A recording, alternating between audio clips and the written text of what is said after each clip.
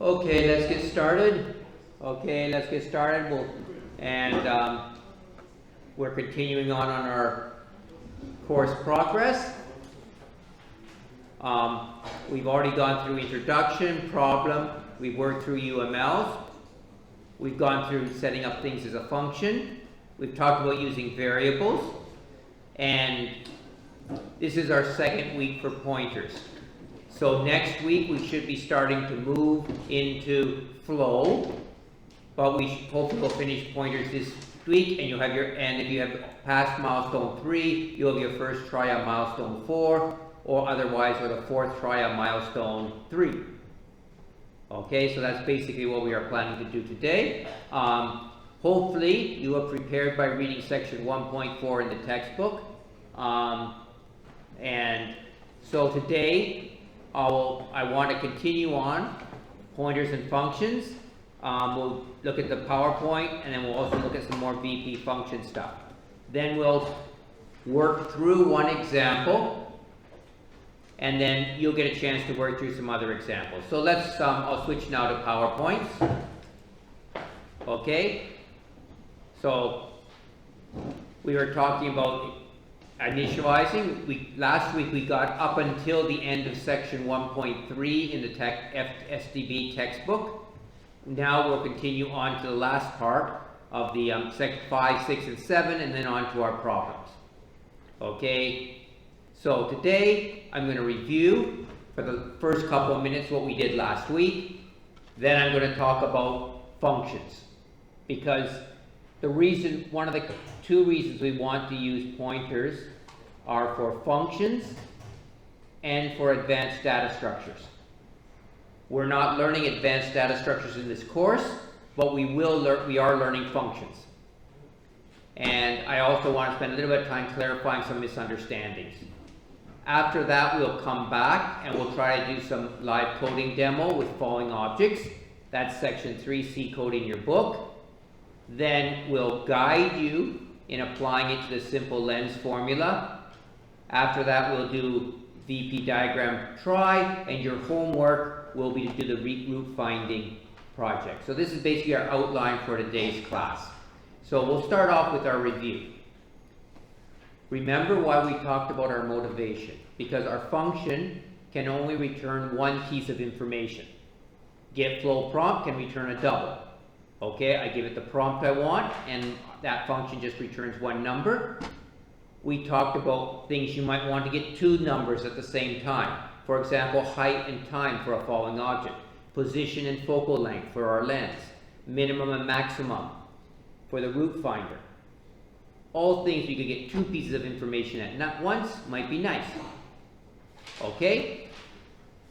To do this, we have to tell the function where to put the data, or have the function tell us where it put the data. In other words, we exchanged addresses, and this exchange has pointers. So if we look at our two ways of doing it, let's first of all look at the variable. So if this is the main function, this is a called function over here.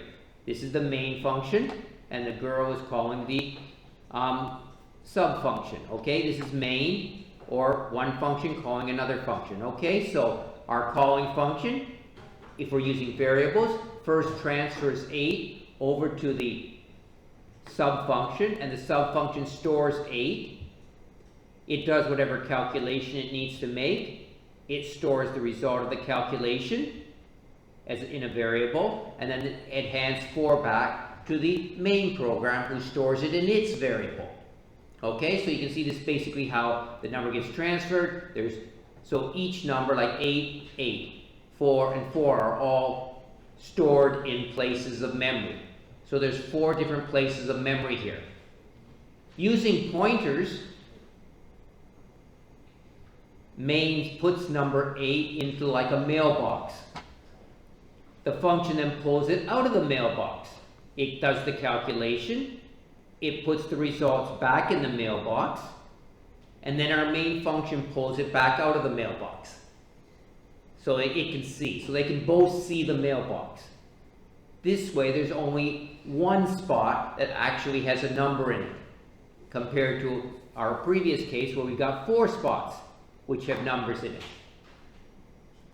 Okay, Now this can be either good or bad. If you trust the person you're giving the number to, then let them have access to your original. If you don't trust the person, you want to give them a copy. So it's an issue of trust which one you would want to use. Okay, so we mentioned that this is the core, but okay, we'll move through. A variable contains values. Pointers contain addresses. This is the VP diagram of a pointer. It is the name and handle we write above it. We have the container, or the memory location, that represents a memory location, and we have a dot. We use a dot because it's going to hold an address, and the address is not important for us as a programmer. It's important for the programming and the operating system to know. We don't need to know. Okay, and we can then show this. This would be a pointer John pointing to IN. IN contains a value. It is done with an arrow. Okay, and you see how IN has a value, maybe letter N, and John just has a star that says it goes to N. We don't know. And this is a pointer that goes to 0. Doesn't go anywhere. And we just use the ground symbol from electricity. So we looked at some code already, which we're just going to skip through. We saw how Arduino, the addresses in Arduino are only 16-bit addresses. These are addresses in Windows 64-bit Windows. You can see the address is much longer because it can access more memory spaces. And these would be the variables: Fred, where he occupies and what he contains. These are the pointers, where they occupy and what they contain. We worked through VP diagrams where we have 3 variables: Fred, Ahmed, and Jim. They contain values that we can see. Zarina and Husna were declared as pointers. Immediately we put the address of Ahmed into Husna. And for Zarina, we later put the address of Fred into Zarina. Actually, maybe it's easier if I use this pointer. Okay. And finally, we put the address of Zarina into Poli, so that Poli ends up pointing to Zarina.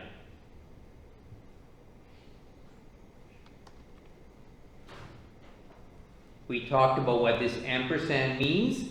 It returns the address or memory location of the occupied by a variable or pointer. And an example here would be Zarina equals the address of Fred. So the address symbol says, okay, Fred is the variable, Fred. If I just put Fred, that's his contents, 1. If I put the ampersand in front, it says, where is Fred? That's his address. I take that address and I put it into the container Zarina. And we read this: the address of Fred is placed in Zarina. Or we say Zarina points to Fred, to be shorter. What does star mean?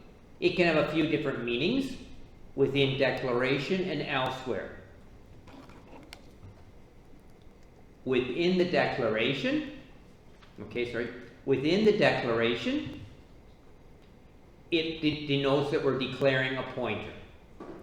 For example, long star Zarina, this asterisk tells us that Zarina will point to a variable of type long. The second way we can see it would be elsewhere. In this case, it now returns the contents of the memory location. For example, fprint f standard out %ld/n star Zarina.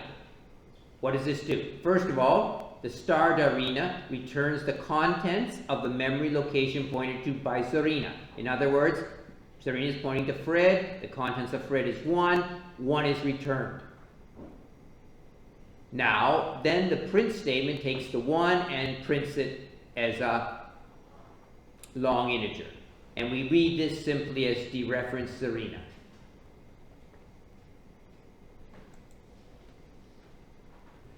What are the steps in using variables and pointers?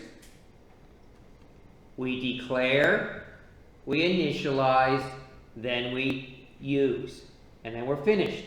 Okay? We must use all three together. If you, first of all, okay, come on, next. You cannot initialize before declaration. You can't do that. You can't initialize a variable before you declared it. You should not use a variable before you initialize. And if you declare and initialize, you should use it. Okay? So all three things should be done when you have a variable or a pointer. Now note, if you try to initialize before declaration, you will get an error message in C. Okay? If you try to use it before you initialize, you will get a warning message. Remember, you saw that last week in your take-home thing when you were trying to code it. When we had some things that we tried to, and finally, if you declare and initialize, but do not use, you will get a warning too. So in the last two cases, you'll get a warning message. In the first case, you will get an error message. So for a variable or pointer, you declare, you initialize, you use. How do I declare? Remember, we have the type name, for example, long. We have the name or the handle, could be var, could be pointer. And finally, we have a pointer indicator, which is the star, asterisk. Okay, which is this is a pointer. This guy is a variable. He doesn't have that. What types can we do? We have the fixed point types we've learned about. Int, char, short, and long. We basically only use long with Windows. Floating points, float and double. Okay, we use double. And finally, user-defined ones, which we will not discuss in this course. How do we initialize? A couple of ways. Within a declaration and following a declaration. So following is basically Fred equals 1. Put the value of 1 into Fred. Or Zarina equals address of Fred. Take the address of Fred, put it into Zarina. We can do it within a declaration, which means we just put everything into one line. For example, declare Husna to be a pointer. Put the address of Ahmed into Husna. Declare Jim to be a variable of type long. Put the value of 3 into this new variable that you just declared.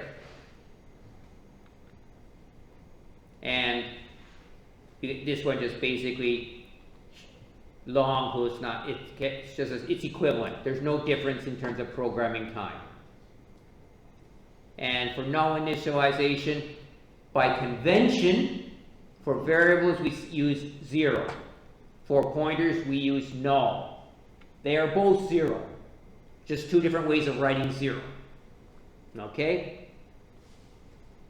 Initialize all variables, because a pointer pointing randomly is dangerous. You may be pointing at the operating system and cause your system to crash.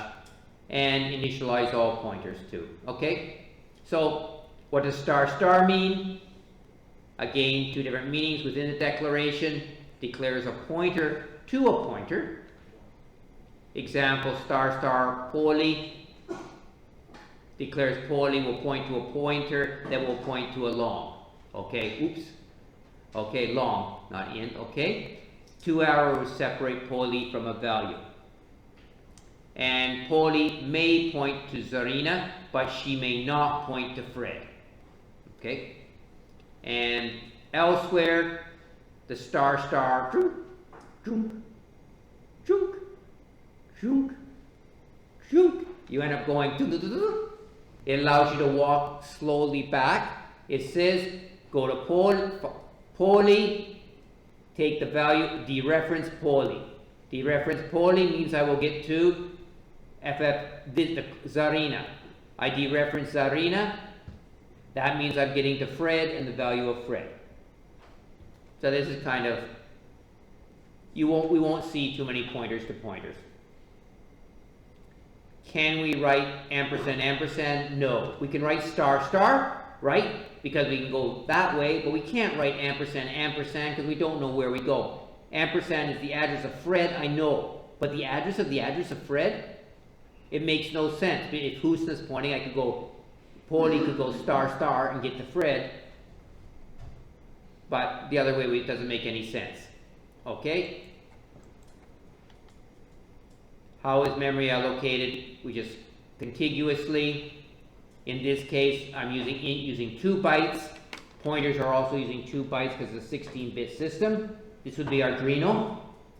In this example, the length of int and pointers depends on the compiler, though those that follow modern standards may be 4 bytes, 32 bits, or 64 bits with 64-bit windows.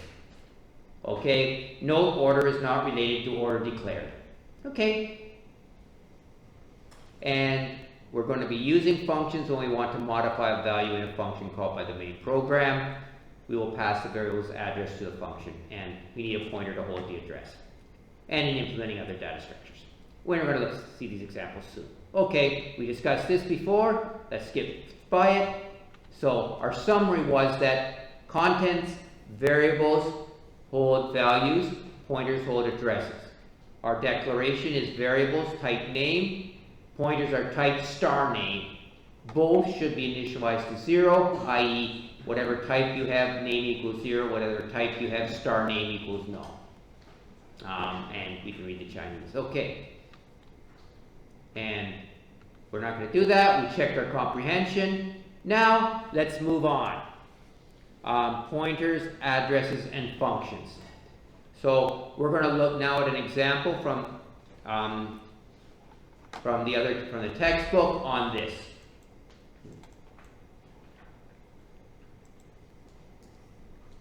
Okay.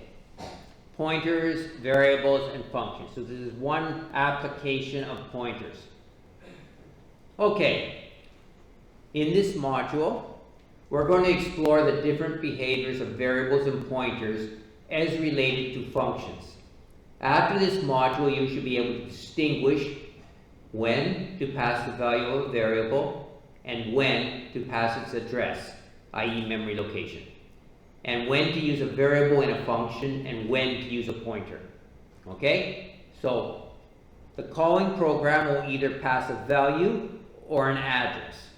The receiving function either needs a variable to receive a value or a pointer to receive an address. So this module code will declare and initialize 2 variables in function main. It will pass the address of one variable and the value of the other to the function func. It will use a pointer and a variable in the function, and it will print the value of each before, during, and after the function call. So let's look at the code now. Preview questions are, how can I visualize with DP diagrams? We'll do that. How can I change the value of a variable in a function? We'll do that. We'll discuss, can I change the location a function pointer points to within a function? Can I change the value of a variable without passing its address? And so this is the code I'd like you to look at. Okay,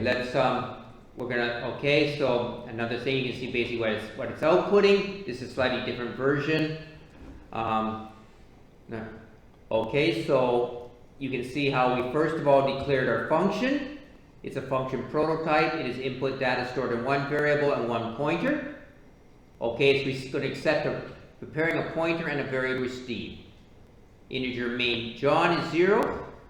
Ian is set to 0. You can see in main we print out that John equals 0 and Ian equals 0.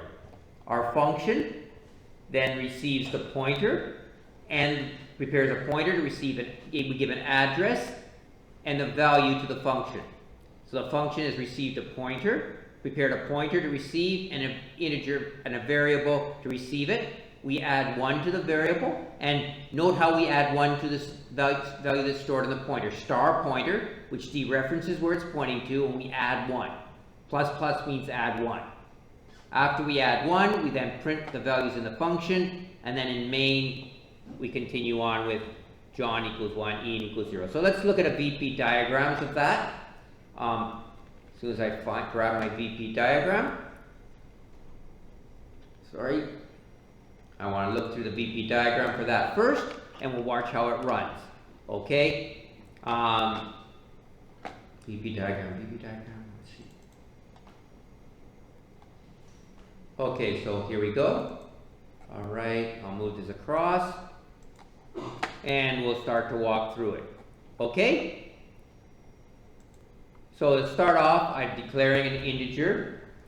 Storing from integer 0, put John, open a container, declare John to be of type int, and I store 0 in it. I declare Ian, type int, put a 0 in it. At which point you can see there's the 2 addresses. So now I print out the values. So in main, John equals 0, Ian equals 0. Okay, do it. Okay. Then I create a function. My function I'm calling, he's going to receive the address of John, and the value of Ian is passed to function. So there's my function. So address means it's a pointer, right? So I prepared a pointer. So I put the address of John into the pointer, and I copy the value of 0 into the variable 0. Okay, so you can see here we've got a link.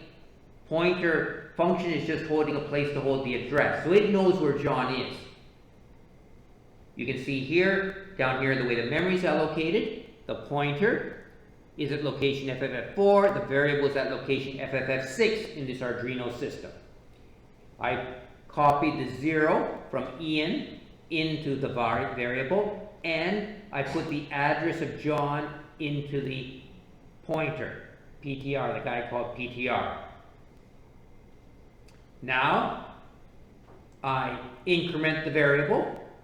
Okay, plus the variable plus plus means I'm going to increment variable. You can see variable has now been incremented to 1. So you see from previous line, this line increments the variable by 1.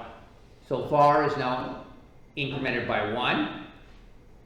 Here, star pointer is dereferences pointer, so I now have the value in John. I'm going to take that value, add 1 to it, and put it back into star pointer. Okay, so now I've incremented this value by 1. Oh, all right, so I've incremented where pointer is pointing to by 1. And now I print that out. So star pointer equals 1, var equals 1, and I'm going to return control to main. When I return control to main, the function disappears, and you can see when we print this, the print statement says John is now equal to 1, but Ian has not been changed. Okay? So you can see how the passing of the 2. One is called, we have been able to change the variable in main by using the address. Okay? We could run through it again, but I don't think it's useful. Okay. That would be one code. Okay? Let's look at the code analysis then again. Review it one more time. John equals 0. Okay, skip that. Okay, sorry. So changing contents within a function. From main, you must pass the location or address that the variable occupies in memory. For example, int var. I must pass the address of var, not var. Within the called function, you must declare a pointer to accept the addresses as being passed. So function integer star pointer to receive it. Okay? Here, so if you do not pass the address, if you pass a value, you will not be able to do anything. Okay? Now, from main, if you want to change another thing you could change, you could also do the same thing one more step back. If you want to change the value of an address, a pointer, you must then pass the address of the pointer. In that case, within the function, you must declare a pointer to a pointer. star star pointer to receive that. Okay, but we've already showed this before. If you want to change the value of a variable without a pointer, you would want to use this sort of a code. You can see how we return the value rather than, so this will change. Let's look how this runs. And I'm going to show the VP diagram for this now.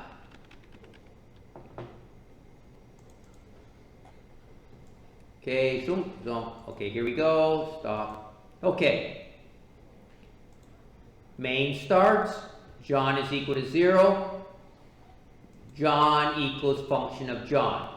So I send the value of John. I'm going to send the value of John into the function. So John is sent into the value of John is put into the function.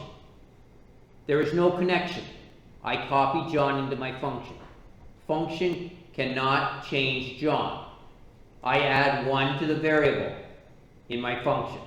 It's now equal to 1. Now I return the variable, that number 1. I'm going to return it, and I'll put it back into 1. So you see how the program works. It first evaluates this side, and then puts the evaluated number into John. Stores it in John. So this is the way to change this is another way of changing the value of John in a function. By passing him and then changing. Okay. Okay. So a difference between pointers and variables are clear when you start to work with functions. Call by references uses pointers. Call by value makes a copy. Call by value and using a function to return to change the variable avoids functional side effects. All data structures are based on combining these two things. Variables and pointers. So if we look back, that's our summary right there. And here's a suggested homework. We'll put that up for you guys to do. As a suggested homework is to write a program to calculate the volume of a sphere. V equals 4/3 pi r cubed. Make 2 versions of the function. One using call by reference and one using call by value. So for example, for a call by reference, this could be this one. You don't return anything, but you use a pointer to store the volume in. And you give it the value of r. The other way is you give it the value of r and you return the double that's going to be the volume. So I can write the same function in 2 different ways. So I'm going to ask, that will be a homework that we will try to put forward for you guys. Okay. Now we can go back to our main topic, pointers, addresses, and functions.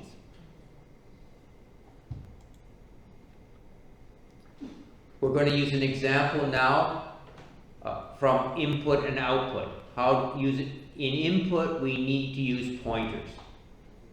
But for output, we use variables. Okay? So for input, we're going to need pointers and output. Okay?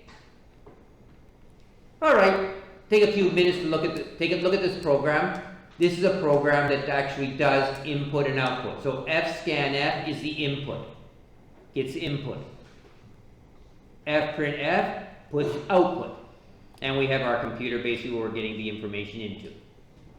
Okay, let's take a couple of seconds to look at this code. It should be quite straightforward, I think, but at least to see it. Okay, are we ready to walk through it a little bit? Okay. So, some questions we would like to ask about this code is, what is the format of fscanf? Can we get information without using pointers? And how do these 2 functions work? Okay, to get information in and out of our program. So the format that's our first question. So this is fscanf. What is it? Oops. It's a standard C function to input data. So this is the most basic one. It's on the back of your book. Also, this function I put on the back of the book because this is the main way in which we get numbers in and out of out of our computer program. If we want to put text, it's different. But if we want to put numbers, this is the way we get numbers into a program. Okay, we read numbers. It's called FSCANF. It stands for formatted scan. Okay, or scanning, formatting, whichever. So the F stands for formatted scan. Okay, so it's the standard C function. It's on the back page of your book. What do we need? What information does it need? It needs to know where to get the data. Where do I get the data? So where do I want to get the data from? In this case, I'm getting it from standard input device. Okay? So this SDDIN is short form for standard input device. On the PC, right on this PC, it is your keyboard. But we can change it. We could change it to only get information from your mouse. Or we could argue we only want to get information from a file. Or I want to get information from the USB. Okay? So where I want to get the information I put here. For us, point, we'll just use the standard input device most of the time in this course. The next thing you need to give is what type of data do I want to get? This you put in double quotation marks. For example, in this case, LF. It stands for long floating point, or double. So I want one double with long floating point. And where do I want to put it? Where should I put the data that I'm getting? And so it needs an address. So the address of X, for example, I'm going to put the data in this memory location. Okay? That's our format. Now, next question is, can we get info without using pointers from an input device? The answer is no. You can't. All right? You definitely need to use pointers. So you calling my function getFlowPrompt, it is getting information from an input device, but it is using pointers. So you don't see it, but it is hiding the use of pointers. In Python, when you got data, Python was using pointers, but you just didn't see it. Okay? Python hides the pointers, so you don't see them. All right. So now let's look at this code through. Okay? We'll walk through that code now that we know what this FSCANF is, how it looks with our keyboard, our monitor, and our computer. Okay, we include stdio.h because we need the prototype for FSCANF and fprintf. Both those prototypes are in this file. STD is standard, input I for input, O for output. Okay, so all these things are in this file. Okay, we declare main. We declare a variable called X. And now I want to call FSCANF. So FSCANF prepares 3 pointers. Okay, in this case, 3 pointers. One pointer is pointing to the standard input device. Okay, for this part, okay, I'm now pointing to this address. So this standard in is actually an address. Okay, it's an address that I'm giving it. Okay, and I don't care what the address is. I can find out if I want by checking in Windows operating system what address it's assigned to the keyboard, but I don't really care. Arduino, I may care. Okay, for Arduino I probably do care because it's got many inputs I can get inputs from, so I need to know what address I want to get it from. Okay, the next one, this %LF, is another pointer to a memory to %LF. So LF is put into a pointer and held there. This information about the format. And the third pointer is where I want to put the information that I get. Okay, the address of X. So it has prepared a pointer to receive the address of X. Okay, so once we have that information, FSCANF is called. I type 6 on the keyboard. So FSCANF is waiting for me to type 6. So or something.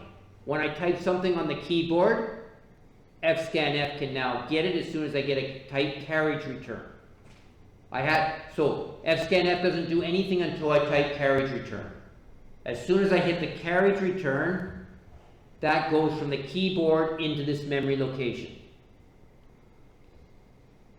FSCANF takes this from this memory location and puts it into the memory location it's pointing to, which happens to be X in main. Alright, so you can see it's taking the data from here and putting it into here. So it's acting as sort of like a mediator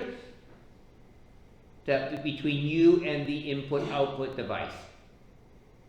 Next comes F. Okay, we go on our next one, fprintf. Okay? Okay, we'll look at that one more time. I'm going to go back and work. So fprintf, it needs 2 pointers and a variable. X is a variable now. It takes a variable value and then it holds a space, and then it takes a copy of 0.06 and stores it. It takes 2 pointers. One that's going to point to the format you want it to be, and another that's going to point to where the standard out, which is the address for your monitor. Okay, so it has this information. It then receives the value that's contained in X. So it makes a copy. Once it's done that, it can then print with this format 6.00000. Okay, so FSCANF does its printing. Finally, we return 0, and your screen still has a 6.6000. 6 is still stuck somewhere in the input buffer for your keyboard. It's just sort of sitting there, and this thing is left in memory as well. But, okay, now let's change a little bit. Let's say if I do this guy, I use %.0LF instead. I'm going to say, okay, for my output, I won't change it for the input. I don't want to do that. I just want anybody to put any type of floating point in. It's very dangerous to do this on the input. Do it on the output, okay. .0LF. Program works the same. fprintf is called the same. 0.6 comes to here, times 10 to the 1, and it prints, 6. Okay, no zeros are printed. Because I say, don't put any numbers after the decimal point. Put no numbers after the decimal point, so I just print 6. Okay, so you can see the difference between the two. Go back to this previous guy. I printed 6.00 on the keyboard. This case, on the monitor. This time, I'm just printing 6. Okay.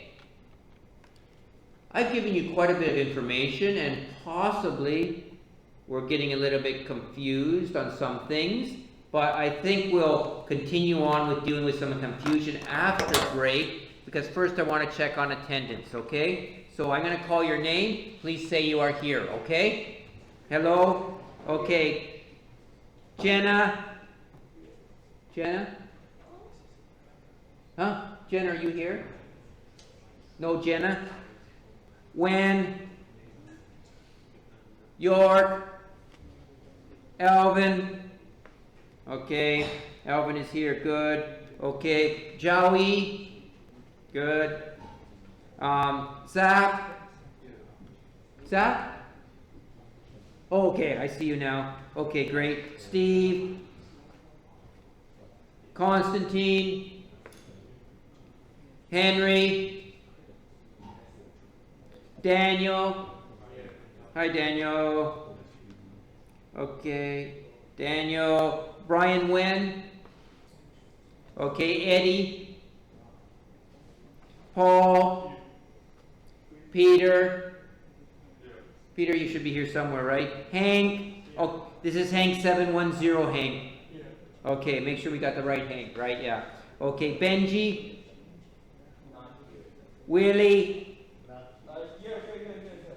Okay, good. Thank you, Willie. Benjamin? Benjamin? Okay, good. Kimi? Good. Max? Chi? Kevin Chan? Good. Bill? Vincent? Melody? Stanley? Sean Wong? Hauser? Kevin Lee? Luca? Tony? Ethan? David? Jenny? Trevor?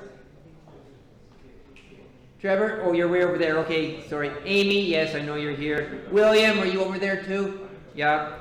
Iris? Harry? Harish? Anchi? Fazil? Mary and Irene? Good. Okay, great. Okay, let's break now for 10 minutes and we'll continue on. Okay. Okay, I think when we're doing pointers and variables, a lot of trouble with coding. Okay, guys? Hello, hello. Okay. A lot of trouble we have in coding is because we misunderstand. We have a wrong, basic concept is wrong. So most of our coding mistakes, I think, are because of one basic concept. And this is what I want to try to talk about now. And I think if you're clear on this concept, you should be able to think much more clearer in coding. Okay. So to clarify, okay, this is math. Left side, right side of an equation.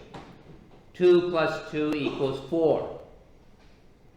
That's correct for math, right? I can write that in math. I can write 5 equals x plus 5. And then I can solve for x. I could write y plus 2 equals 2. These are all correct in math, but not in programming. Okay? Math, it's okay. Programming, it's not. Because in math, left side equals right side. Correct? Left side equals right side. In programming, left side is a container or a memory location. The right side is a value. So obviously 2 plus 2 is not a memory location. 5 is a value.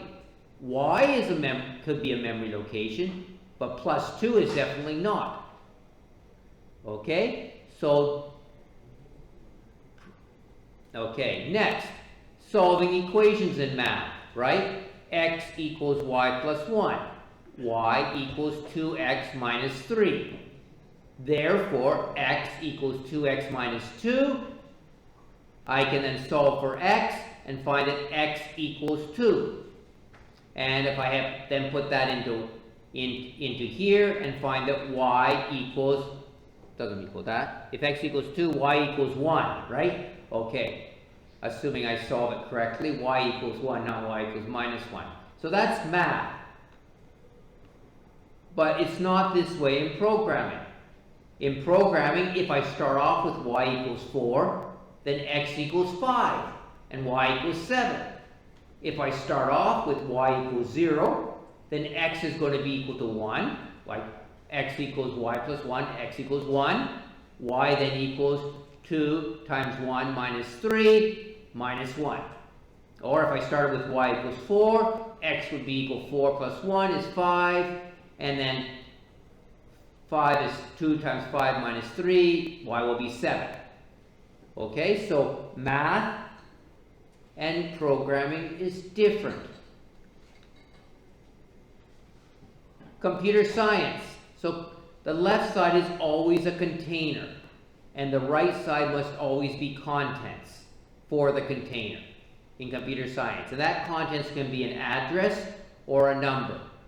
So for example, the content of pointer is an address, the contents of x is 9, the contents of y is 2. Therefore, I can write pointer equals the address of x is okay. X equals 9, put 9 into container x, put 2 into container y. Pointer equals 2 times y plus 1. 2 times y is 8 plus 1 is 9, which is in container x. Star pointer means dereference the pointer, find the container.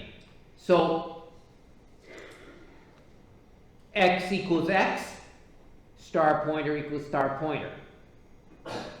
Now, for math, this is meaningless. For computer programming, it's slightly different because on this side, it's the name of the container. It's the container's name on this side. The container's name is x. The x on this side is not. It's the container's contents. Okay? Container's name on this side, container's contents is on this side. So put the value that's in x back in container x. Put the value that's in star pointer back into container star pointer. Okay? So the left side is the container name. This is the container's contents. They're different. Okay? Let's consider logic now. Logical connections. Cup, water. You put water in a cup goes to water. Box and toilet paper go together. Right? A balloon and air go together. I can also, water and a cup go together. Toilet paper and a box go together. Air and a balloon go together. So I can, order doesn't matter. They're a set. Okay, cup and water. So this is set theory. Box and toilet paper. Balloon and air. Water and cup. Toilet paper and box. Air and balloon. Okay? That's good for logic. This is good for logic. No problem. You put which way? But this is also okay, but this is not okay in programming. This one is, this one's not, because you put water in a cup. You do not put a cup in water. You put toilet paper in a box. You do not put a box in toilet paper. You put air in a balloon. You don't put balloon in an air. Okay? So, for programming, it's important what side of the equal sign your information, what you're using. Because the meaning is different on the left side and the right side. And if we're clear on that, a lot of our mistakes we will not make. So, that completes our work on pointers and addresses. Now we're going to start to go to our next step, which let's go back to our, show where we are, way back to the beginning of our, what we were planning on to do today's class. So today's class, we are now going to start to move to, not that one.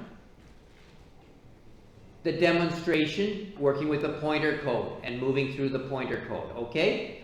First of all, we're going to do the gravity example again. We're going to try to code to gravity, and we'll work together on that. Please open your book to section, page 31. Improving data input, page 31 in your book. All right, and we're also going to go to Google Meeting. It seems I've shared the link. Okay, you've shared a link. Okay, so we'll all try to link to the Google Meeting and start to work with that. Okay. The link has been shared on the portal. The Google Meeting link. Okay, so you're gonna find. I'm gonna let you guys go. Okay, and we'll try to move to the link on. Okay, I'm gonna close this guy. Close all this other stuff. Okay, good. All right. And grab my.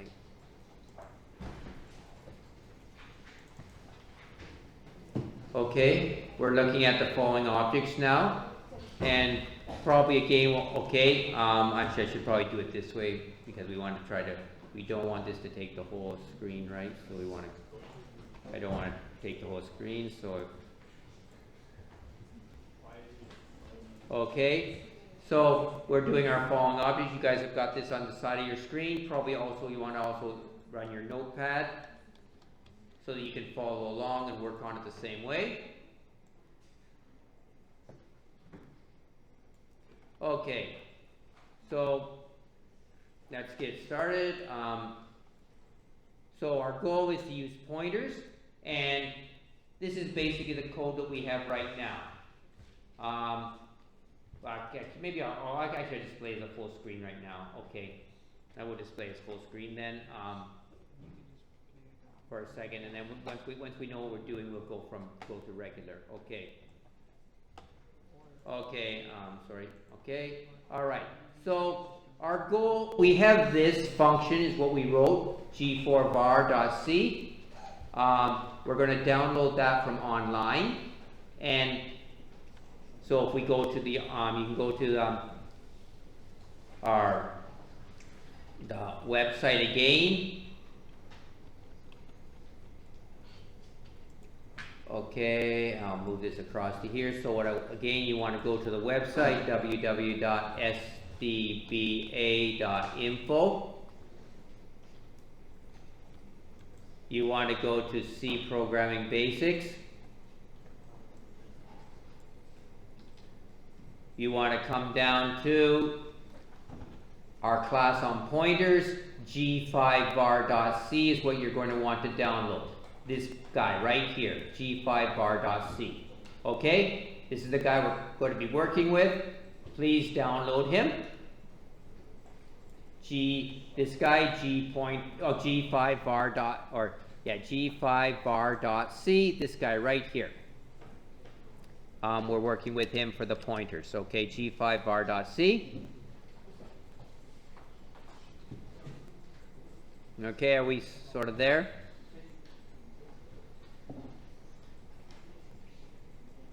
So g5var.c is what you're downloading. So you should be able to get this little piece of code, copy it into Notepad.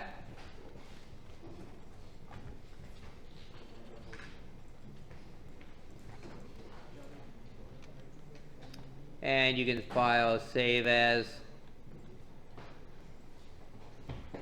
in your SDBA directory.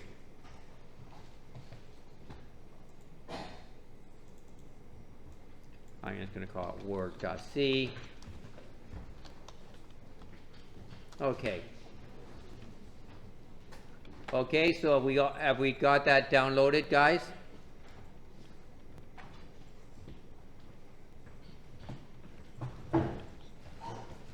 Okay, so we're downloading this guy, right? Okay. g5var stuck here under C10.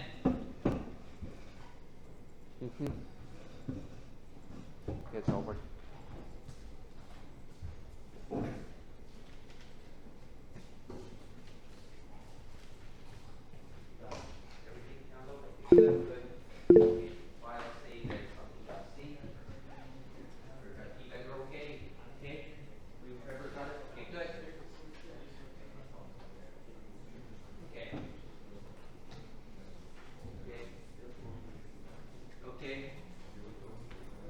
Alex, are those guys okay over here now? Jave, everybody okay? All right, good. Okay, okay, so I'll move away. I'll get rid of my this guy. Okay, and okay, we've now got this guy downloaded. Okay, so what we want to do is, you see, we've got all these git flow prompts. Rather than getting y1, t1, y2, t2, we're going to try to get them with just two function calls. So we're going to get y and t. So in this case, I'm going to replace all these lines. I'm not going to touch this function. I'm not going to touch this function. I'm not going to touch down here. I don't want to touch here. I don't want to touch these lines. I'm going to delete these lines, though, are going to be deleted. I'm not going to use git flow prompt. Since I'm not using git flow prompt, I don't need jinlib anymore. Okay? Because I'm not going to use git flow prompt. Instead, we're going to create our own function to get x and t together in one function call. Within the function, we're going to prompt the user for x, and then for t, we'll use fprintf to do the prompts. We'll use fscanf to get the information in. Okay, so we're going to get two variables at once. Okay, so that's basically what we want to do. So we're going to start to modify this code. All right, let's look. So for me, I'm going to go to the code and let's start modification. We're going to work together on this. Okay, I'll upload this to the main thing. Please follow along. Use your screen on one side and my screen on the other side. Okay, so first of all, I'm not going to use these guys, so I'm going to need a new function to return two things. So my new function prototype is going to be void get xt, and he's going to need 2 pointers. So double star, I don't know, called y, or double star TT, maybe we'll just call that. That will be my photo. So I have to prepare 2 pointers because I'm going to be using addresses, so I'm going to need 2 pointers to do that. Okay, so there's my prototype. Now I'm going to start to replace each of these lines. Okay, for the calls. So it's get xt. I'm going to need to give the address of y1 and the address of t1. Okay, so this get xt is going to need prepared pointers to receive addresses. So in order to get the information back, I have to give it addresses. Okay, the pointers will receive the address. I need to give addresses. So this basically gets, this line is now replaced. This line is replaced. Okay, and now I need to get y2 and t2. So get xt address of y2, address of t2. Okay, so now I'm getting both the two y values. And I seem to have lost my power in the microphone, so I will be fixing that. Just a second, sorry.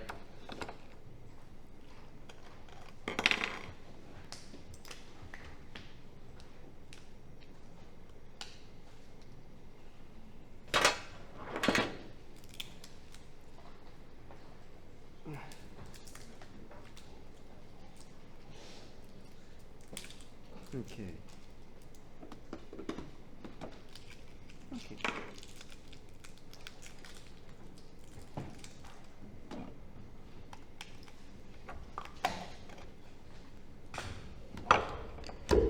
Okay, so that gets rid of these two lines. Now, so I've got my prototype, I've got my call. Now I need to make a function definition. So let's put the function definition right in here. Because I don't want to change anything else in the code, so I'm just going to put a space here. I'll go get my prototype. And there we are, prototype. Okay, so let's look at the question again. What do I want to do? Where's my question gone? Okay, my function should prompt the user for x and then t using fprintf and then read the values. Okay, let's write our function then to do this.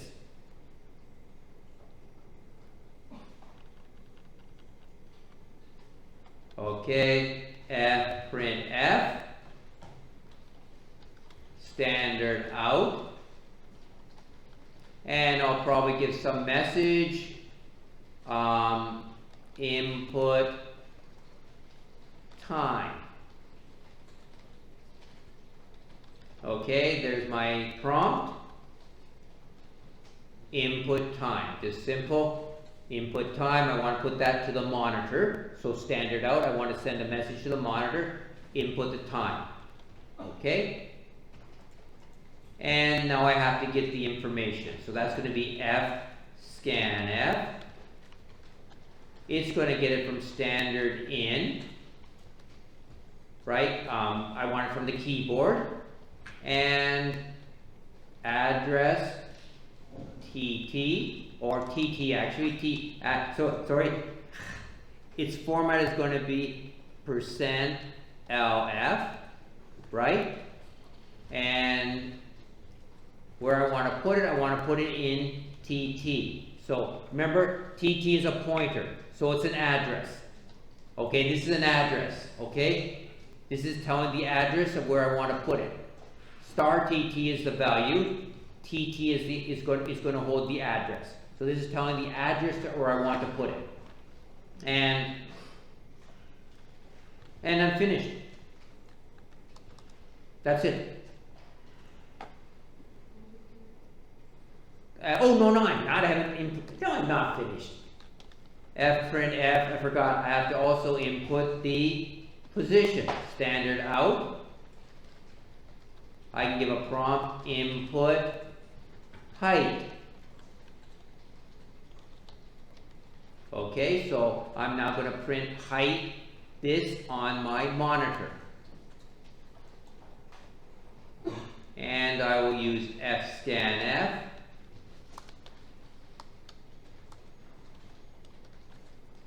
On standard in. Sorry.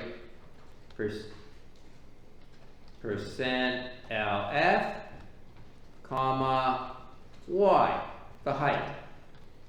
Okay, now I'm finished, I think. Okay, so I will now check to see if it actually works. Now that I've gone to the trouble of doing this, we'll have to see if it works. I'll move this over to here to take up half my screen. I'll shrink my font a little bit. Now I will go down to my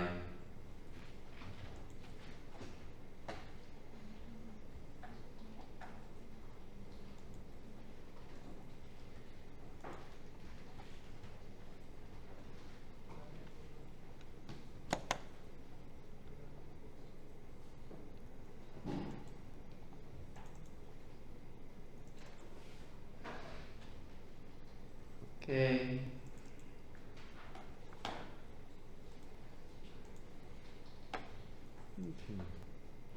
Okay, here goes my, okay, alright, we'll keep you up here on this side, I'll keep on this side my code. Okay, so make sure I have it here, directory *C. Yes, I have work, which is the one I just did. This is the guy I called him, he's work, yep, he's here, good. GCC -C -wall wrk.c. Oh, it compiled without any errors. Amazing. Okay. Usually it doesn't happen for me this way. -o wrk.exe wrk.o.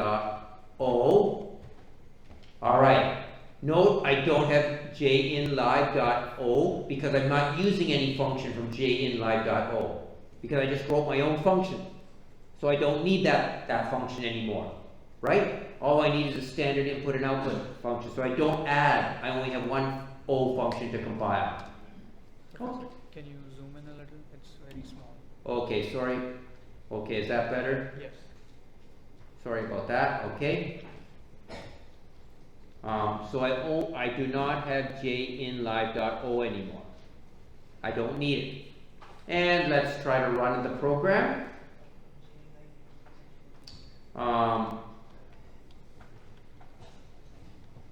WRK.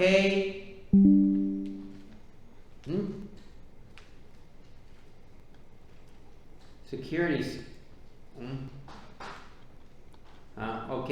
input time.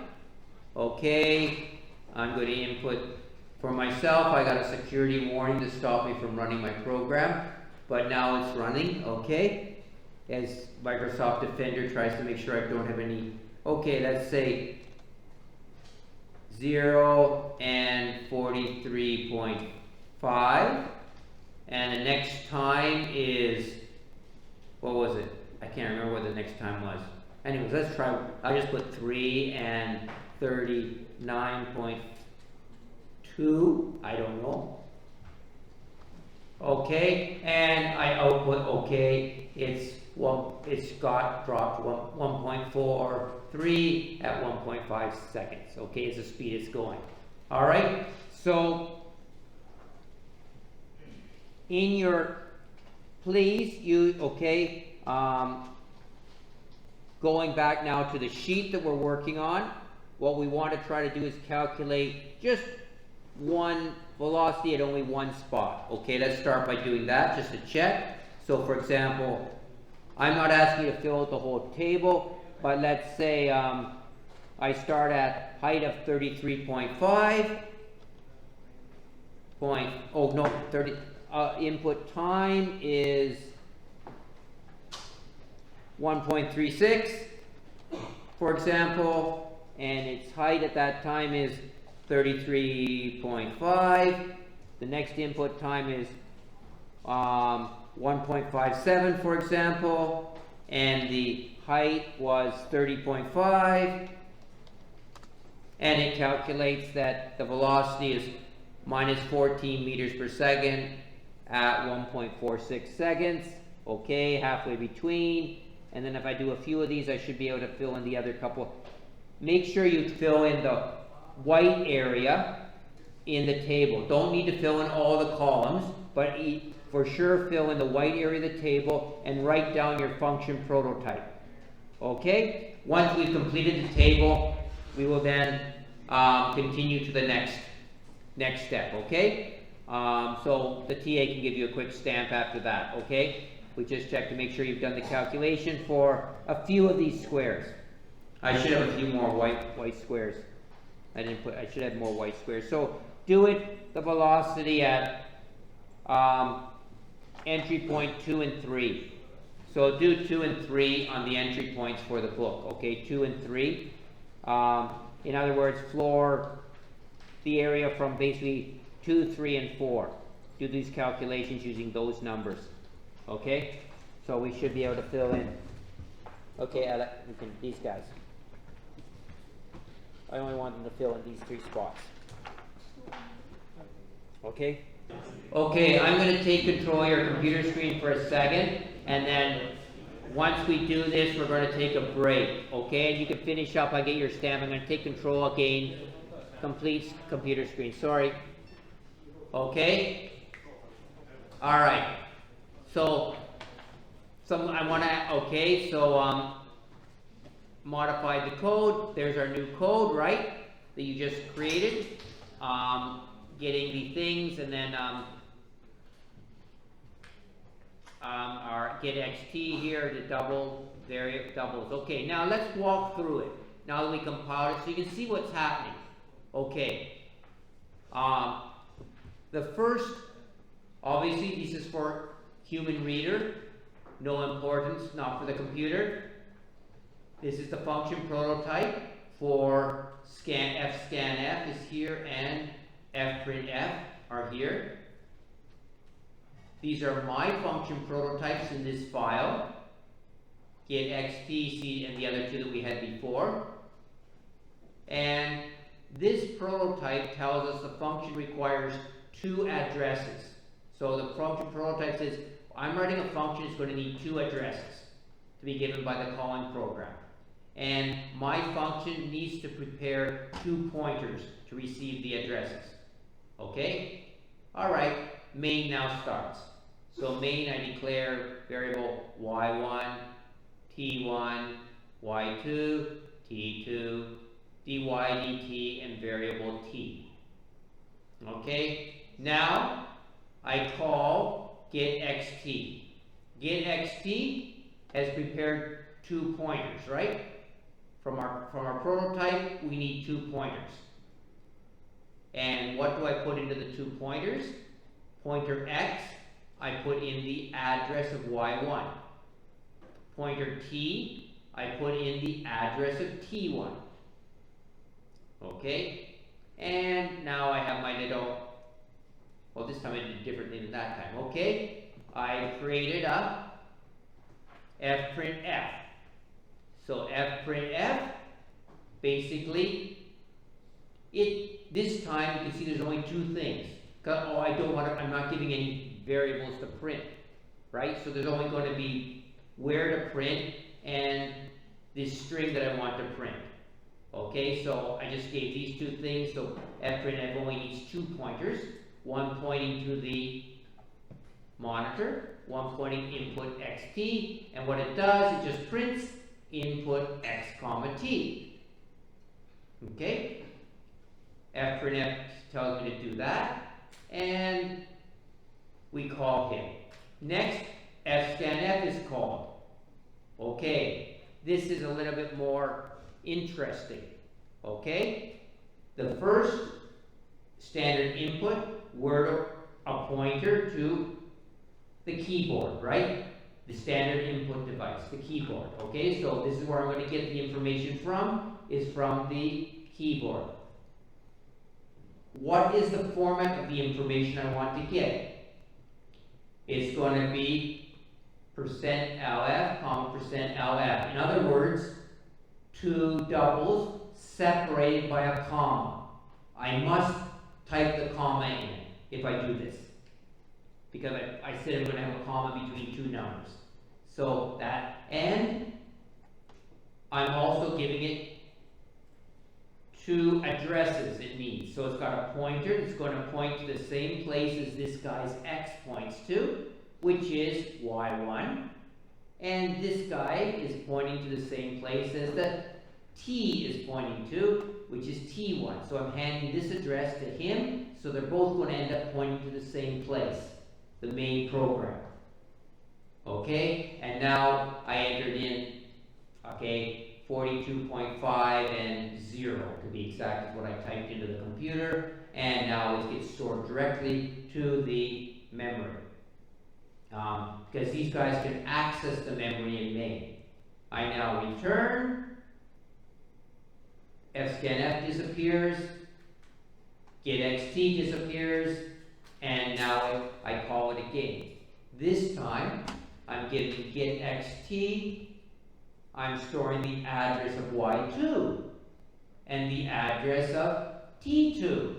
I'm handing to getxt, which receives these 2 things.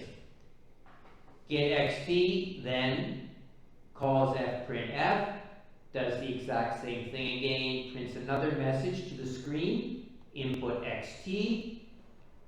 I go and type in 39.5, 0.78.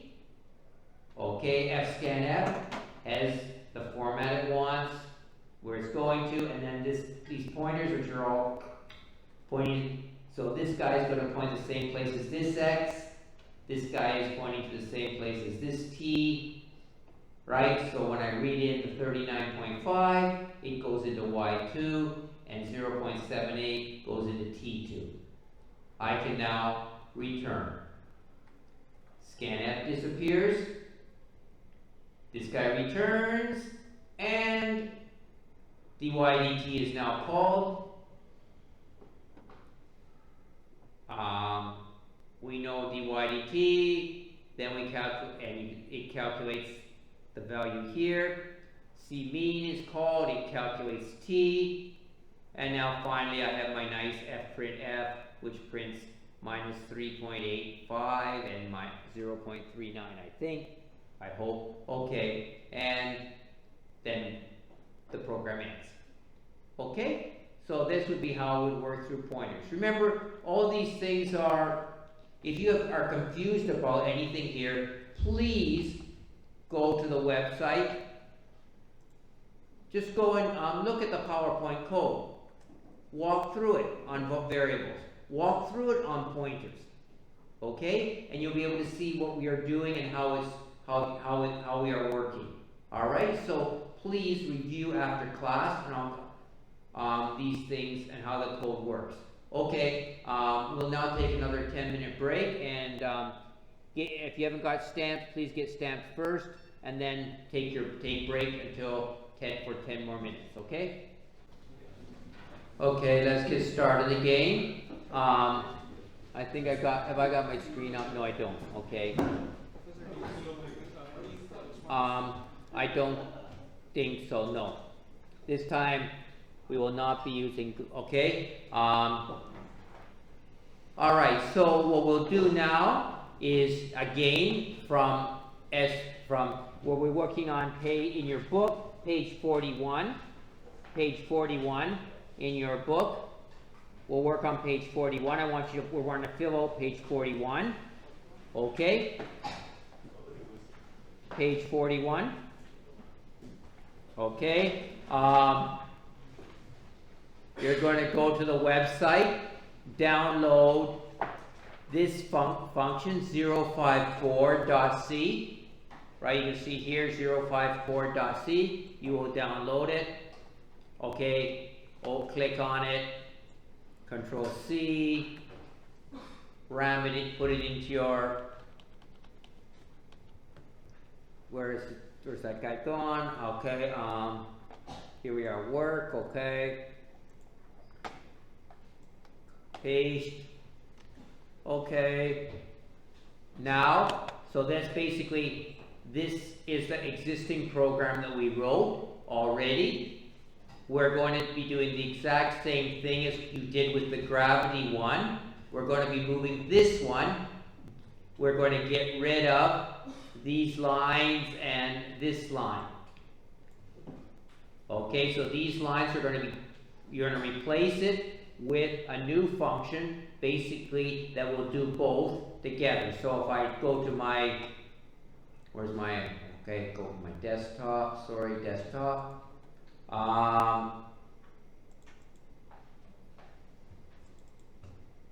Okay, showing desktop. I want to use pointers for input. You're going to replace the get float prompts with your own function to get OX and H, LX and F. Okay, so in this case, what we look, in other words, these functions, these lines are the ones you're going to be replacing. You're going to replace this guy with the prototype for your new function, get opt. There's a function prototype right here that I suggest you might want to use. Something like this, with preparing 2 pointers. You're going to place them in here, and then decide on some sort of a function definition, and stick it down in here.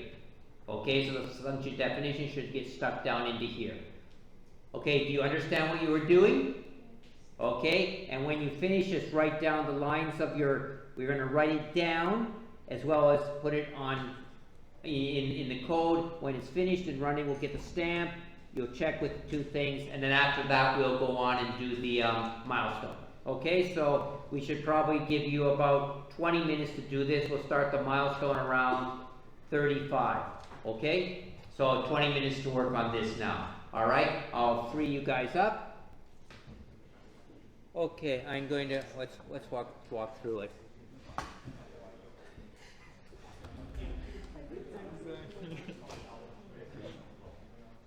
Okay, we're going to walk through this again now. Okay, I will share. I want to walk through a couple ways of doing this actually. Okay, we modify the code. It's very similar to the previous one. I have get opt, $X, $F, and I input and I wrote a little bit of code here, so that's how we run it. Let's walk through it again and see how it works.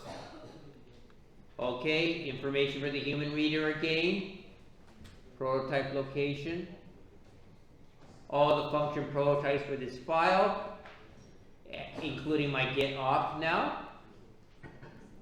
And whoa, so you can see the main program has many variables. First, I call my get opt. I'm handing it XO and H. So my X pointer is going to the XO. My pointer that I reserved called F is now pointing at H. And I print fprintf just prints out position. Okay, and then I call fscanf to do that. Again, you can see it's got three things here: pointer, pointer, pointer. Okay, so it's prepares 3 pointers to receive. fscanf is 3 pointers prepared to receive 3 addresses. The address is standard in, the address where the format is stored, and the address where to put the data. So 2 pointers are here. The other guy is now pointing to the same place as X is pointing to. As second printf comes here. Okay, fprintf. And fscanf is called again. This time, these 2 pointers are basically pointing to the same thing. This pointer is now pointing to the F, where F is pointing to. Okay, and given that, we grab the number from the keyboard, 0.5, and continue on. We call again. This time, the second call, I'm giving the address of XL and F. So these 2 pointers are now pointing down here. fprintf is called, outputs position again. fscanf is called. Again, 1 pointer is going to the keyboard, 1 pointer is going to the what it's going to get. This looks like accidentally typed a 1, not an L. Okay. All right. This guy, and then the finer pointer is pointing to where X is pointing to. Okay. This guy. Okay. Another message, and another scanning. Okay. Scanning to here, there. Okay. Okay, now we call CO. It takes 2 values, right? The value of XO and the value of XL, and it returns the value for O. Equation of lens is now called, right? You remember this guy, and he returns the value for I. CMag is then called. He takes O and I, the value of O and the value of I, and it returns that value and then multiplies it by H and then stores it in the container H. XI then takes the value of XL and XI and then stores it back into XI. And finally, we get the print statement that just prints everything out at the end. Okay, so that's basically, so homework will be one piece of homework will be to work on the root finding guide, which is similar, using pointers to retrieve data. This time, we just want to replace this guy with XS and XB with a single pointer to get everything. Okay, a single function to get them both. Okay, do the prototype to call it the definition. Fill in your book in that page. I think it's page 51. Okay, but I did want to show you one other thing that actually maybe we'll do that next week. Okay, let's go, since due to time, let's do milestone now. Let's start the milestone now. So if you're doing milestone 2, 3, or 4, just tell the TA which milestone you're actually doing. Okay,